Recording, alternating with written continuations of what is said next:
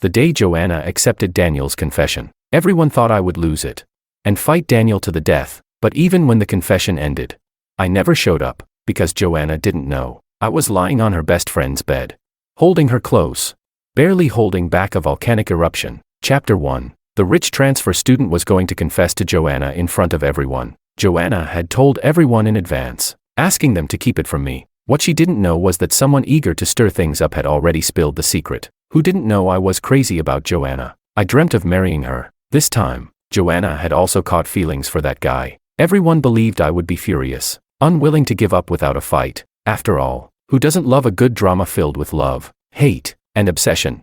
They were all waiting for me to snap, charge in, and turn the scene into chaos. But, unfortunately, even when the confession was over, I still hadn't shown up. The crowd, packed tightly in layers, started losing interest. Even Joanna didn't seem all that thrilled. She clung to her new boyfriend's arm and pulled out her phone. No calls or messages. Joanna furrowed her brows slightly. Then she turned to the crowd and said, "Tonight, Daniel's treating. Everyone here is invited." The students around cheered. It was only then that I stepped out from behind the bushes. Someone sharp-eyed noticed me and immediately shouted, "David, David's here." I knew it. There's no way David would hold back and not come. Joanna suddenly looked up, and the moment she saw me, the corners of her lips curled ever so slightly. Chapter 2. I ignored those waiting to see the drama unfold, and walked straight up to Joanna. "David." Joanna clung even tighter to her new boyfriend's arm. She looked at me, her voice calm. "You can't force feelings like this. We've known each other for over a decade. I don't want to say anything too harsh and ruin our past friendship. From now on, I'll still see you as a brother. If I ever need help, you can still come to my aid." After saying that, she lowered her voice slightly. "Everyone's watching. Don't make this awkward for us. Just leave, Joanna." I cut her off and took a slow step forward. She furrowed her brows again, sounding irritated. "David, calm down. Just go home." I smiled and handed her the watch I had just taken off my wrist. "I'm only here to return this." Seeing the watch, Joanna's face instantly darkened. "David, what kind of trick are you playing now? Take the watch back, and I won't bother you again." Joanna stared at me, her voice growing colder. "I don't care about this kind of money anymore. If you don't want it, just throw it away." Before she finished speaking, I turned and threw the watch into a nearby trash bin. I said, "You can throw away all the other things I gave you too." With that, I didn't look at her again and turned to walk away. Chapter 3. Joanna stood still until David's figure disappeared from sight. Her expression, however, remained somewhat sour. Her friends quickly tried to smooth things over. "Hey, David's just trying to save face, pretending to be tough. Just watch, Joanna. By tonight he'll regret it. Maybe as soon as we leave, he'll come back crying, digging through the trash for that watch." Hearing that, Joanna let out a chuckle. "Whatever he wants. If it weren't for the sake of our family's elders, I wouldn't have even bothered with him." "All right, enough. Don't let him spoil our night. We need to celebrate properly tonight." Joanna glanced at her handsome and wealthy new boyfriend. She tossed David's annoying face out of her mind. By tomorrow, David would be waiting at the dorm, acting like nothing ever happened, begging her for forgiveness so they could go to class together. Chapter 4. By the time I reached the riverside, the rain had grown heavy. I stood there with an umbrella, thinking about the dreams I'd had over the past few days. In those dreams, I was deeply disturbed by Joanna and Daniel's relationship and fell into the river by accident. When I fell, I injured my spine, lost half my life, and ended up with a permanent disability, never able to walk again. But in the end, Joanna never came to see me, not even once. I was adopted by the E family, and when they saw me like this, they thought I had no more value to them. So, they sent me back to my birth parents, who were awful, abusive people. My life spiraled downward from there, and I died miserably. After I died, it was the person I'd always distanced myself from who collected my broken remains. Joanna, on the other hand, was happily married to Daniel, never showing up at all. Everything from my dreams had been coming true these days. If it weren't for those dreams, I would probably be calling Joanna nonstop right now. I'm grateful for those dreams. It feels like I've been reborn, bit by bit changing my tragic fate. On the third time dialing, the call finally connected. I gripped the phone tightly to my ear. The name, Camila, hovered on my tongue a few times before I slowly said it aloud. The heavy rain drowned out the world's noise. Only Camila's slightly tired voice came through softly. "David, Camila, it's raining too hard today. I'm stuck by the river and can't get back. Can you come pick me up?" Chapter 5. There was silence on the other end of the line for a few seconds. I gripped the umbrella handle, nervously waiting for her reply. In my dream, when Camila gathered my remains, it seemed like she cried. Her tears fell, one by one, onto my decaying flesh and bones. Even in the dream, I could feel the burning heat of her tears. Later, she kept a small bottle of my ashes with her for the rest of her life. She lived alone, all her life. Thinking about that, I instinctively choked and sighed. Camila remained silent. Then she asked, "Why are you upset?" I didn't say I wouldn't come. Embarrassed, I asked, "So, when are you coming?" She replied, "Wait for me. I'll be there in 20 minutes, I said.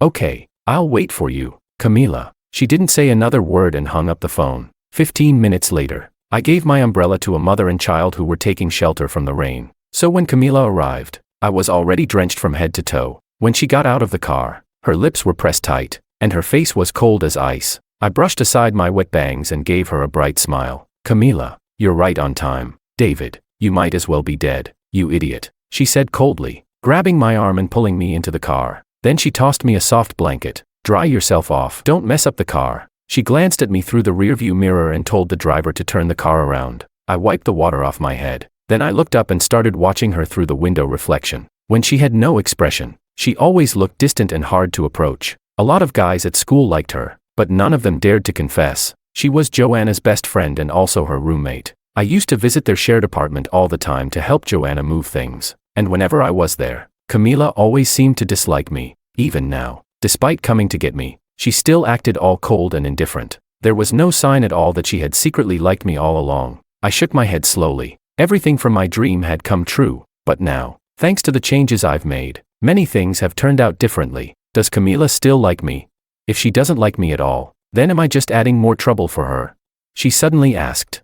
Going back to the dorm, Camila glanced at me as she spoke. My heart skipped a beat, and before I could stop myself, I said, "Yeah, to your dorm." Chapter 6. Camila suddenly burst into laughter and said, "Joanna's not coming back tonight. You won't see her even if we go." I awkwardly replied, "I know. I'm not looking for her." Camila turned back to look at me, sounding exasperated. "David, are you just making me part of your little relationship drama?" She looked at me, her eyes deep and filled with countless emotions. Suddenly, I felt an inexplicable sadness. I sighed and said, "Camila, you know it too. After what happened today, my roommates all laughed at me, calling me a simp, saying I gained nothing from it. I'm thinking of renting a place tomorrow. Can I crash in your living room for just one night?" I added. "Of course, if it's not convenient. Don't worry about it. I'll find somewhere else." After I finished speaking, Camila didn't say another word, but the car was heading toward her dorm. Chapter 7. I followed Camila into the dorm. She handed me a towel from the closet and said, "The bathroom is over there." After my shower, I hastily put on a hoodie and came out drying my hair. Looking for a hairdryer, Camila was sitting on the couch, eyes glued to the TV. She only glanced at me briefly before quickly looking away. I walked past Joanna's usual spot and sat down next to her. The shampoo and body wash on me were Camila's. In the small space, the same scent lingered in the air, creating a subtle but undeniable tension. Camila stood up, pressing her lips together and said, "It's too stuffy in here. I'll go out to the balcony for some fresh air." She went to the terrace. I curiously looked around at the room's layout. The TV in front of the sofa was playing Pokemon. The coffee table was neatly arranged with books, a laptop, and her phone. Everything was very tidy. I was just about to take a closer look at a small ornament near the corner of the table, when Camila's phone suddenly rang. Joanna's name was flashing on the screen. I didn't answer. The phone rang again, and again, almost without stopping. I called out to Camila from the balcony. "Camila." She quickly turned around and asked, "What's up?" "Joanna's calling." Without hesitation, she picked up the phone and put it on silent. I awkwardly scratched my head, changing the subject. "I accidentally got the couch wet. I might have to sleep on the floor tonight." Chapter 8. Camila looked at me, then at the wet spot on the couch, before turning around and handing me a hairdryer. In a low voice, she said, "Just sleep in my bed tonight." I asked, "What about you?" She pulled out a chair, not even looking back. "I'm going to binge watch my shows." "Oh." Camila grabbed her headphones, just about to put them on when my phone suddenly rang. It was Joanna. Annoyed, I answered the call and said, "Joanna, what do you want?" Camila frowned but didn't say anything, just glanced at me before turning back to her screen. Joanna asked, "Someone told me they saw you go to our dorm. I'm warning you, don't cling to me. The more you do this, the more I'll hate you."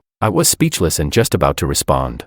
But before I could say anything, Camila stood up and came over, straddling my lap, hooking her arm around my neck. Instinctively, I started to push her away, but she leaned in close to my ear and whispered, "David, tell her you're here for someone else." Her fingers brushed against the back of my neck, and my skin instantly heated up like it was on fire. My brow furrowed, and my heart pounded in my chest. I looked down at her, and she looked up at me.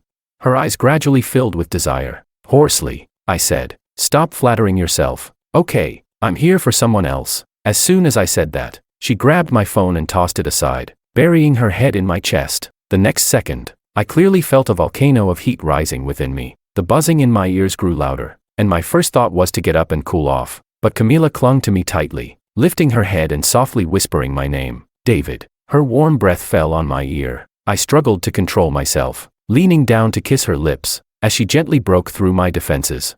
I tried to regain some sanity, saying, "Don't tempt me. I don't want to touch you in this place." Chapter 9. David. She shifted her body, trying to adjust her position. The volcano inside me felt like it was about to erupt, fierce and overwhelming. In between breaths, she questioned, "If you don't want to touch me, why did you kiss me?" Camila tilted her head, her forehead pressed against mine. As our breathing entwined, I closed my eyes, trying to calm down. She added, "Also, do you even know how to kiss?" My lips are swollen now. I gently placed my right hand on her waist, my left hand holding hers. Softly, I said, "Camila, I'll be more gentle this time." As my words fell, my hands moved to her lower back. I pulled her close, pressing her against me. This time, the kiss was long and tender, but toward the end, I lost a bit of control and wasn't as gentle as I'd intended. She lightly hit me, and in between breaths, bit me. "David." I tried my hardest to suppress the volcano, but it was already threatening to erupt again. Clearly, Camila felt it too. Her face showed surprise, her ears turning a deep shade of red. The usually cold and distant goddess now looked shy and flustered. She bashfully said, "I'm going to take a shower." She stood up quickly, avoiding my gaze, and adjusted my shirt before saying, "You go to sleep." Before I could respond, Camila rushed into the bathroom. Chapter 10. As the sound of water echoed from the bathroom, I lay down on Camila's bed and began to drift off. Camila was tall, with bright eyes and pearly teeth, the recognized goddess of the campus confession wall. Yet, she had never had a boyfriend, nor had she ever gotten close to a guy. There were even rumors that she wasn't into men. But after everything that had happened tonight, I couldn't help but think back to the dream of her growing old alone. And a wave of complicated emotions washed over me. Lying on Camila's pillow, I stretched out and accidentally found a pearl earring underneath. The earring looked familiar. It was the same one I had given to the girls in their dorm as a gift when I was pursuing Joanna. I hadn't expected Camila to keep it under her pillow this whole time. Suddenly, I remembered. In the dream, Camila had kept this earring with her all her life. I stared at it for a long time, then gently placed it back under her pillow. The sound of the hairdryer stopped. When Camila came out, she was wearing a light beige cotton pajama set. The steam from the shower made her skin glow like jade. Her hair fell softly, and her usual aloofness seemed to fade a little. For some reason, she looked incredibly sweet and cute in that moment. Just as I was about to call her name, faint voices came from outside the door. I froze, stunned. Among the voices, one was unmistakably Joanna's. Camila was also clearly flustered, but she reacted faster than I did. By the time Joanna pushed open the door, my clothes were already hidden in the wardrobe, and my shoes were shoved deep under the bed. Camila was already in bed, pulling up the covers. Only a small nightlight was on in the room, casting dim shadows. I was hiding under Camila's blanket, barely noticeable except for the slight rise and fall. Even if Joanna came closer, she wouldn't notice anything unless she looked carefully. "Why'd you turn off the light so early?" Joanna asked, curious. "I got a headache from the rain," Camila replied, scratching my palm under the blanket. The bed was only about 4 feet wide, and with Camila's height and long legs, she took up most of the space. My body was pressed against hers, my breath brushing lightly against her waist. I could feel the tightness in her abdomen. "All right." Joanna didn't turn on the lights. She sat down on a chair, picked up her phone, and started making calls. She tried several times but no one answered, and her frustration was obvious. "Camila, do you think David's doing this on purpose?" "Huh. Daniel just confessed to me today, and now David's acting like this to mess with me. I saw on the news that a college student jumped into the river over a breakup. I thought he couldn't handle it, but when they pulled the body out, it wasn't him. Then he told me he's with some other woman now, and now he won't answer his phone." Joanna tossed her phone onto the table. "He's doing this on purpose, trying to ruin my night." After a pause, Joanna scoffed. "I bet he'll be stuck on me for the rest of his life." "Maybe not." Camila suddenly chimed in. Joanna looked surprised. "Not, Camila. You've seen how he's been clinging to me these past 2 years. You've never liked him either, always giving him the cold shoulder." Hearing this, I couldn't help but pinch the soft skin on Camila's waist. Camila winced slightly, her whole body tensing up as she let out a very faint hiss. Chapter 11. What's wrong with you? Nothing, just a leg cramp. Camila's voice was soft as she spoke, followed by a couple of coughs. All right, I'll let you rest. I won't bother you anymore, Joanna said as she stood up. I'll just use the bathroom and then head out. As she pushed open the bathroom door, a thought suddenly struck me. Earlier, when I was showering, I had washed my socks and left them hanging in there. Sure enough, it wasn't even 2 minutes later that Joanna came out with a mischievous smile on her face. Camila, did you bring a guy to the dorm? You hid it so well. Which guy managed to win over our ice queen? Camila, don't be ridiculous. Joanna took a few steps closer to the bed. Going to bed this early? Is someone hiding under the covers? Joanna. Camila's voice suddenly turned cold. All right, I won't come any closer. Joanna stopped in her tracks. But she looked at Camila's bed with great interest. Just make sure you're being safe. I've got plenty of protection if you need it. Don't want any little angels showing up unexpectedly. I squeezed Camila's clenched fist. Camila finally looked at Joanna, her voice a bit chilly. I don't like that kind of joke. It's not funny. You're serious? Joanna seemed a bit surprised. Camila's lips tightened. Yeah, if the light had been a little brighter, Joanna would have seen just how hard Camila was struggling to hold it together. After all, she had her arms wrapped tightly around her upper body to keep me from moving. But that didn't mean I couldn't move other parts. Hidden under the blanket, where no one could see, I gently stroked Camila's thigh. Every time I touched her, she shivered. Chapter 12. All right then, I won't disturb you too. I'm staying out tonight, Joanna spoke with a knowing tone, glancing once more at Camila's bed, but in her heart, there was a hint of disdain. Camila, who always appeared pure and untouchable, so cold towards men, now didn't seem so unattainable after all. If her guess was right, there was probably someone under Camila's blanket, but Joanna didn't call her out on it. After all, her relationship with Camila was still fine, even though Camila's popularity sometimes irked her.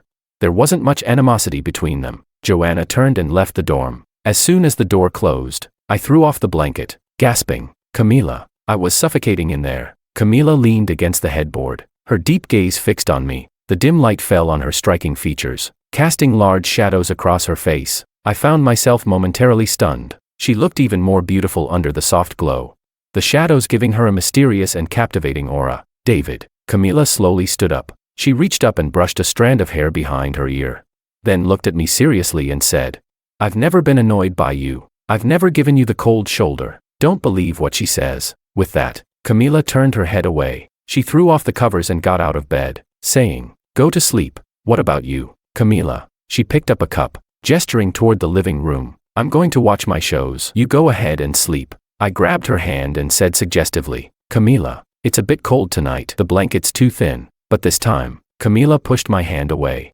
David, Joanna's gone. You don't have to keep pretending anymore. Chapter 13. What does she have to do with it? Camila let out a self-deprecating laugh and asked, Why were you by the river tonight? It finally clicked for me. Joanna's comment earlier about someone jumping into the river had made her think I went there because I was desperate.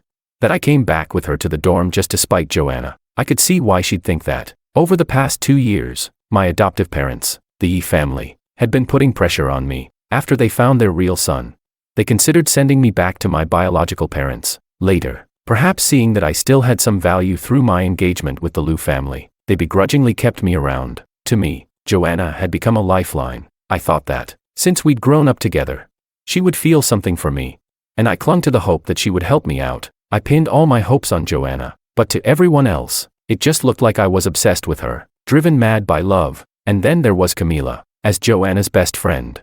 She must have witnessed so many of those moments when I pathetically clung to her. Camila, I wanted to explain. But she was already standing up. Set an alarm and leave early tomorrow. You don't want anyone seeing you. She didn't stop, didn't even turn back. I gritted my teeth and said, Then what about all those times you kissed me tonight? What about everything we did earlier? What did that mean? Camila suddenly stopped in her tracks. She turned around to look at me, her eyes reddening. I continued, I know you're tired of me, but tonight, thank you. If you really don't want anything to do with me, I'll leave now. I got out of bed, not caring that I couldn't find my shoes. I walked barefoot toward the door. As I passed by Camila with my head down, I realized her face was already streaked with silent tears. David, Camila grabbed me. I told you, I don't hate you. I immediately pulled her into my arms and asked, Then, do you want me to take responsibility for you? She hesitated, and before she could answer, I cupped her chin and kissed her deeply. She responded to me with the same passion. her breathing growing heavier. She whispered, "David, if you really want to take responsibility for me, then do it completely." I held her slim waist and solemnly replied, "I will." Chapter 14. During the long holiday, I went to the city where my biological parents lived. I stayed there for 3 days. By the time I left, those two rotten people, addicted to gambling, drinking, and worse, had already been taken away by the police. What awaited them was the harsh and unrelenting hand of the law. Human trafficking, gambling rings, and forcing women into prostitution. Thanks to those dreams, I had all the evidence. I didn't need a second life or a rebirth. In this life, I could completely rid myself of these devils and ensure they were punished as they deserved. As I boarded the plane, I let out a long breath. The biggest burden on my mind had finally been lifted. In that moment, I felt free and completely relaxed for the first time. When the plane landed in the capital, the first thing I did was let Camila know I was safe. She didn't know the real purpose of my trip.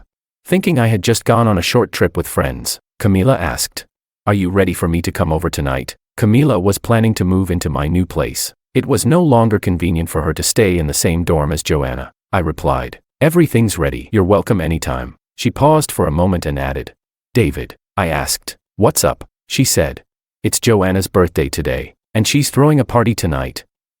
She told me to bring my boyfriend." I had forgotten. Joanna's birthday was during the National Day holiday. "David, do you want to go with me?" I didn't answer right away, feeling conflicted. It wasn't that I didn't want to go public with my relationship with Camila, but soon, the family might sever ties with me. When that happened, the truth about my poor background would be revealed to the world. I knew Camila wouldn't care, but I didn't want her to be criticized by others. Just like in the dream, they had condemned her for being with a man of low status, calling her unfilial and disrespectful, breaking her family's heart. But, as Camila had said that day, since I wanted to take responsibility for her, I had to take full responsibility. You can't have it all. After all, Camila. I took a deep breath and asked, "Do you want me to go?" "Yes," she answered without hesitation. "Then come pick me up, and we'll go together." I was still holding the phone when I looked up and caught my reflection in the window. I realized I was smiling brightly. "David, look outside." When I looked up, it was like a scene from a movie. Everything moving in slow motion. The smile still hadn't faded from my face as the airport announcements faded into the background. In the bustling crowd, I saw only Camila. She waved at me. And, without caring about anything, she ran straight toward me. I dropped my luggage and spread my arms. She threw herself into my embrace with so much force, but I still caught her securely. She wrapped her arms around my neck, her face beaming as she teased, "You've got a strong core, huh?" I looked down at her and chuckled. "My back's strong too. Want to test it?" She poked my shoulder and whispered in my ear, giggling, "Test it, you might be quick to run out of steam." I shook my head, exasperated, and muttered, "Just you wait. Don't beg for mercy. Crying won't help." Chapter 15. Tonight's birthday party was, as expected, packed with people. Joanna made her grand entrance in a stunning purple silk gown, the smooth fabric clinging to her slender frame, swaying lightly with each step like starlight moving through the night. Daniel, looking dashing and confident, wore a custom-tailored suit, with every detail from his cufflinks to his hair perfectly in place. The two of them together made a striking pair. Daniel, basking in the praise of his friends, glanced over at Joanna, but she seemed a bit distracted. "Joanna." Daniel called her name a few times before she snapped out of it. "What is it?" "It's getting late. Everyone's hungry, but not everyone's here yet." "Who's missing?" "Camila hasn't arrived." Daniel nodded. "Oh, and I remember. David hasn't shown up yet either." Someone else chimed in. "Yeah, it's Joanna's birthday. No way David would miss this." But Joanna cut them off. "I didn't invite him. Even if he comes, I won't let him in." Daniel tried to calm her down. "Joanna, don't get upset. It's your birthday today. Don't let an irrelevant person ruin your mood." "Right." Joanna looked at Daniel and nodded. Daniel really was handsome and wealthy, and he knew how to charm women. David, though sweet, wasn't what she wanted. So, when Daniel appeared, she was instantly drawn to him. But after getting together, she realized he wasn't as great as she'd imagined. This past month, David hadn't been waiting for her outside the dorm. They hadn't gone to class or the cafeteria together. He'd completely vanished from her life. Even when they occasionally crossed paths at school, he would turn and walk away. Joanna had to admit, she wasn't used to it. Yes, that's all it was, just a matter of habit. She wasn't used to someone who had always revolved around her suddenly becoming cold. She wasn't interested in David, nor would she risk upsetting her family for a fake heir like him. But they had known each other for years. Joanna thought to herself, maybe tonight, if David couldn't resist and came to find her, she wouldn't need him to grovel, as long as he apologized sincerely.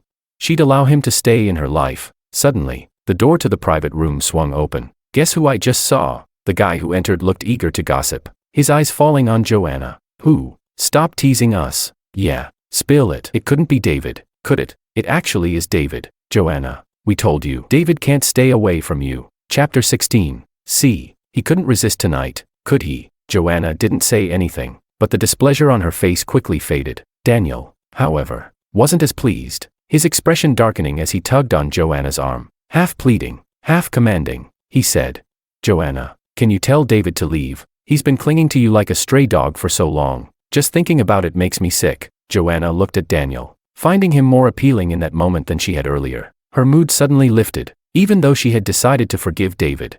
He still needed to be punished for making her angry these past few weeks. Fine, let him leave then, Joanna replied casually. Who are you asking to leave? David's voice came from behind. Soft but clear enough for everyone to hear. The large room fell into a sudden silence, because everyone had seen it. The slightly open door had been pushed wide, and David walked in with Camila. Chapter 17. Joanna didn't move from her seat, but suddenly, she threw the glass she was holding onto the ground. The shards cut her ankle. Daniel, flustered, said, Joanna, you're bleeding. Get out. Joanna, I said get out. Didn't you hear me? Joanna stood up abruptly, angrily kicking aside the broken glass. Daniel stood there, stunned for a while, before finally storming out in anger. The rest of the guests in the room quickly followed suit, sensing the tension. Blood dripped from Joanna's ankle onto the floor, but she didn't seem to feel any pain. She just stared fiercely at Camila. After a long moment, she finally pointed at me and asked, Camila, care to explain? Camila only smiled lightly and asked in a calm tone. Explain what? Why is David here with you? You invited me to bring my boyfriend to your birthday party. Remember? Camila clung to my arm, leaning against me closely. Joanna's anger flared like a cat bristling. She swept all the cups and glasses off the table with a furious swipe of her hand. She screamed, Camila, do you even know that David is mine? Camila asked, yours in what way? Is he your boyfriend, your fiancé? Or do you think just because someone once liked you, they have to stay in love with you forever, while you get to string them along? Joanna ignored her and continued, you knew David liked me, and you still went behind my back. Is this how you treat your best friend? With that, she reached out to grab my arm. I grasped her shoulder and shoved her hard, causing her to fall to the floor, her purple dress soaking in the spilled wine. I said, exasperated, Joanna, stop flattering yourself and stop clinging to me. There's nothing between us, so there's no wall to be broken. Even if Camila dug up your grave, she wouldn't find me. And by the way, I'm the one who sought her out. I don't like you. No, I haven't liked you for a long time. Did you hear that clearly? I looked at her, realizing that I had long since let go. After all, any man with even a shred of self-respect couldn't keep liking someone who treated him like she did, like a toy to be called and dismissed at will. Maybe during those years when we grew up together, there was a bit of vague affection. But after my true identity was exposed and her attitude changed, those feelings had long faded to dust. David, what did you say? Joanna looked like she'd just heard the most ridiculous thing in the world. She struggled to her feet and said, you almost jumped into the river for me, and now you're saying you don't like me. I sighed. I never intended to jump into the river for you. It's not that serious. Who do you think I am? The reason I went to the river that night was to find an excuse to see Camila. Joanna froze, staring at me with wide eyes. After a long moment, she glared at me, gritting her teeth as she spat out her words one by one. So, that night, the person in Camila's bed was you. Chapter 18. Yes, it was me. Joanna, just focus on your own relationship. I told you that night, I will never come looking for you again, and I meant it. With that, I didn't spare her another glance. I took Camila's hand and turned to leave. Camila, let's go home. You wanted to see what the new place looks like, right? But Camila didn't move. She looked at Joanna with a calm yet sharp gaze. She said, Joanna, David is my boyfriend. He has nothing to do with you. I don't want to hear you spreading rumors that he's somehow still yours. Joanna, completely losing her composure, turned to me and screamed in frustration. David, you say you like me, then turn around and leave me for someone else. Do you think you're worth anything? I shook my head and replied, if you don't know what I'm worth, why don't you go home and ask your father? Joanna fell silent. She glared at me with a twisted expression, her once beautiful face now filled with something ugly and unrecognizable. She said, David, Camila doesn't know, does she, that you're not really the true heir of the family? Keeping such a big secret from her is not very nice, don't you think? Chapter 19. Although I had already prepared for the truth about my origins to come out, hearing Joanna expose it so suddenly still caught me off guard. Seeing my reaction, Joanna laughed, So, you have been keeping it from her. I knew it. Camila is only with you because she thinks you're some rich heir. If she knew the truth, that you're just an adopted nobody, she'd ditch you in a heartbeat, wouldn't she, Joanna? Camila suddenly let go of my hand. She rolled up her sleeves and removed her bracelet, handing it to me. With each word, she said clearly and firmly, I always thought you were a fickle, untrustworthy person,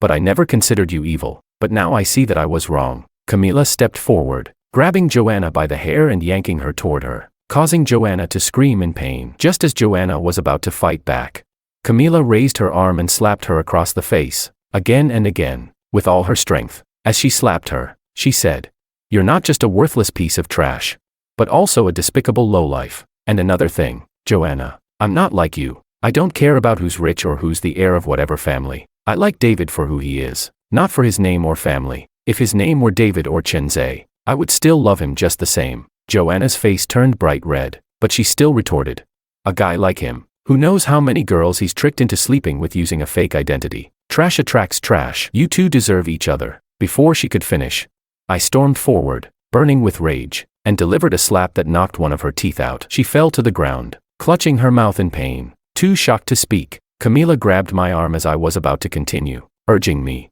David, stop. You'll get into trouble. I nodded, stopped, and took her hand. Camila, let's go home. Chapter 20. As we reached the car, I stopped and called her name. Camila, do you believe me? What? I looked straight into her eyes. She was wearing a light-colored silk blouse, her teary-eyed look making her appear delicate and vulnerable. It made her earlier actions of slapping Joanna seem even more captivating. I felt incredibly moved by her. 4 years, I had tried so hard to prove something, desperately clinging to any lifeline I could find, but it always ended in disappointment. The elders who once doted on me no longer cared. They didn't hit me, but their cold indifference was more than enough to crush a teenager's spirit. My biological parents were greedy demons, and I lived in constant fear of being sent back to them, where my life would be ruined forever. Even the childhood friend I grew up with looked down on me, and until my last breath, I didn't realize there had been someone who had quietly loved me all along. Luckily, everything from that dream would never happen now. I said, I really didn't go to the river because of Joanna. And also,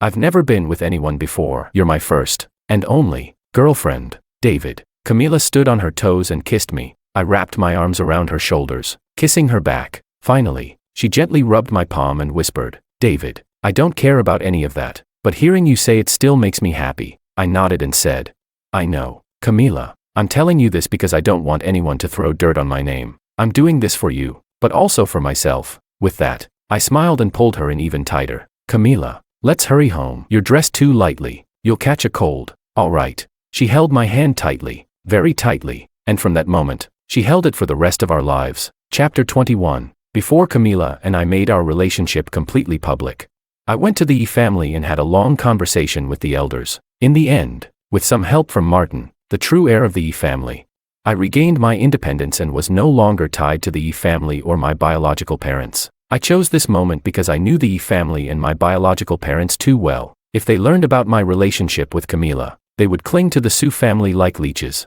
and I didn't want to drag Camila or her family into that mess. As I left the Yi household, Yi madam wasn't too pleased. David, we raised you all these years, spent millions on you, and we haven't gotten a single penny in return. But my mindset had completely changed by then. The Yi family had raised me for 16 years, and until the real Yi son returned, I had lived a difficult few years, but they hadn't starved me. Even Martin, who once harbored hostility toward me, had unexpectedly changed his attitude. It was true that he had once been involved in the decision to kick me out of school and send me back to my biological parents, but now, he was also the one who helped me resolve my final issues, and convinced Yi madam not to air my dirty laundry publicly. Now, I was free. I was David again, no longer bound by anyone or anything. I was content. Madam, I bowed respectfully to Yi madam. I will never forget your kindness in raising me. Easy for you to say. Yi madam looked at me coldly. You couldn't even win over a childhood friend like Joanna. What future do you have? Forget it. Just go. I can't stand the sight of you. She waved me off.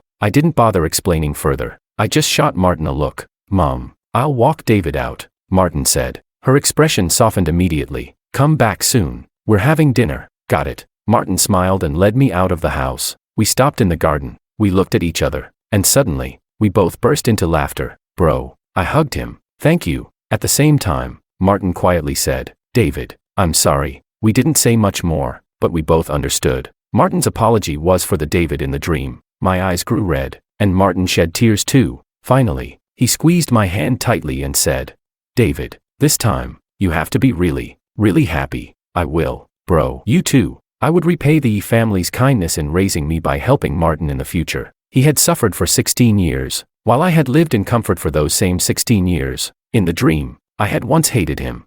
But now, I let go of all the past grudges. Chapter 22. When Camila took me to meet her parents, I was genuinely nervous. Mrs. Su had become a devout Buddhist in recent years, though I didn't know why. Every year, without fail, she would go to Pajisi Temple to burn the first incense of the year. "Don't be nervous. My mom has become very kind-hearted since she started practicing Buddhism, and my dad just goes along with whatever she says." I nodded, trying to suppress the anxiety rising in my chest. I was about to mentally rehearse the lines I'd prepared when Camila suddenly said, "David, my mom's already coming out to meet us." Sure enough, Mrs. Su was walking down the steps towards the car. I had no choice but to steel myself and face her. "Mom, this is David." "Hello, ma'am, I'm David." I greeted her politely and handed over the gift I'd prepared. Mrs. Su smiled as she accepted the gift, but her eyes never left me. Even after we entered the living room, she continued to observe me intently. Then she suddenly insisted on taking me upstairs to the study. I was a bit worried and glanced at Camila for reassurance, but Mrs. Su patted my shoulder and said,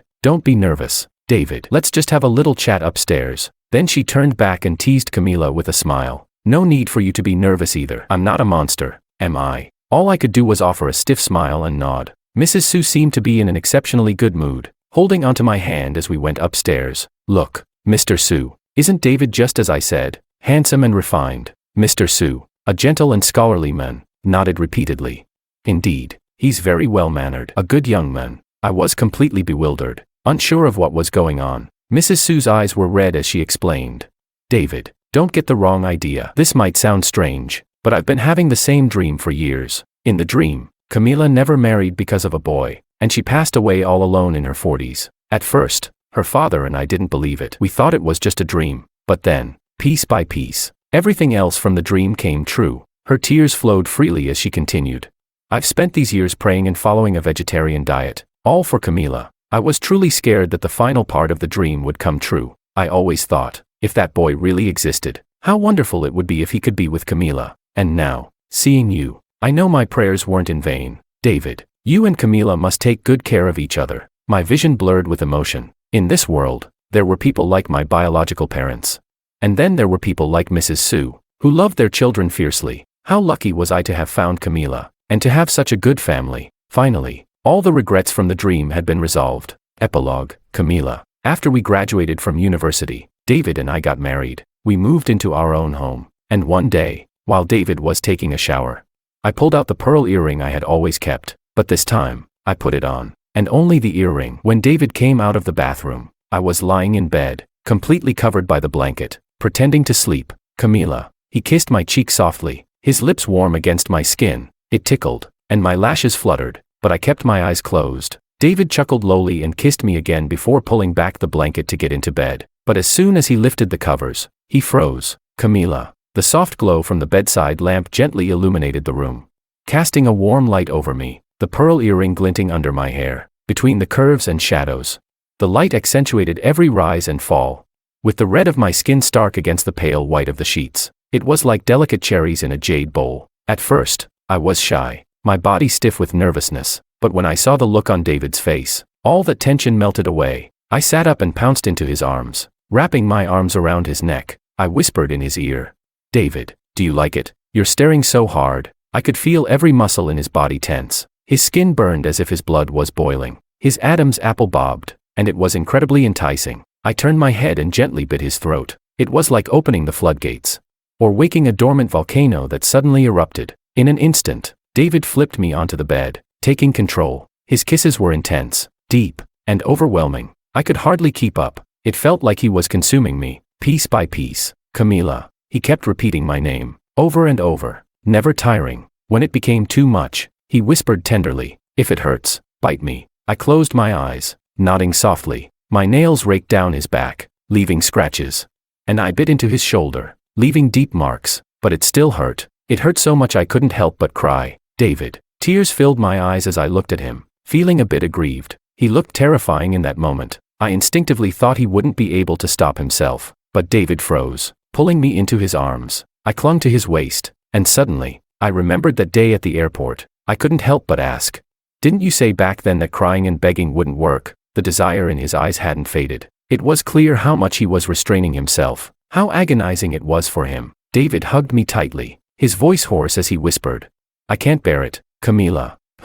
When did you start liking me?" I didn't answer. He hugged me even tighter, threatening, not talking. "Then I won't tell you when I started liking you either." Despite the passion in his gaze, there was also an overwhelming tenderness beneath it. Unable to resist his persistence, I finally answered, "From the first time I saw you, David. I once thought I'd never get the chance to tell you." David kissed the corner of my lips and said gently, "It's all right, Camila. Now, we have a whole lifetime to be together." Yes, we have a lifetime now. Our fingers intertwined at some point.